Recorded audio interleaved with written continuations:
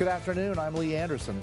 After a teen was killed last weekend, many in the community want to raise awareness on bike safety. Blake Mayfield talks with Bend's Mayor Pro-Tem Megan Perkins and police. Blake? Perkins started the effort on social media, proposing an educational e-bike panel. It would discourage teens under 16 from riding and also promote the use of helmets and designated bike lanes. I think that the really brutal part about all of this is that we all felt a sense of inevitability about it. An educational e-bike panel event is on the horizon after the fatal crash of a 15-year-old. A memorial now sits at the site in Northeast Bend at Dean Swift Road and Highway 20. The teen was riding westbound against eastbound traffic with a passenger on the back when he was struck by a minivan. This is a really early version of our investigation.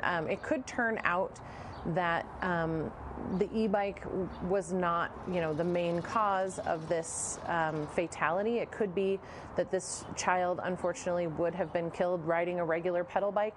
News of the teen's death has Bend's Mayor Pro-Tem wanting to take action.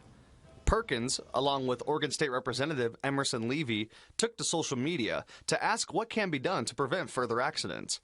Parents responded with concerns about e-bikes on sidewalks and speed. What can we do now? How can we enforce things now? And what do we need to kind of clean up from either a legislative standpoint or from a city standpoint? Or even, how do we make bike lanes safer so that kids aren't riding these e-bikes on sidewalks? It's illegal to operate an e-bike and ride without a helmet in the state of Oregon unless you're 16 years of age or older.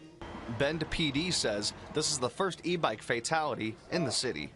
The reason that e-bikes are illegal for kids 16 and under is because kids 16 and under typically haven't taken driver's ed courses. They don't necessarily know the rules of the road. And so when we hear complaints from the public about e-bike riders, it's typically that they are not riding with traffic, they're riding against traffic, maybe they're going in and out of sidewalks. Perkins envisions an educational event for all who need to know the rules of the road.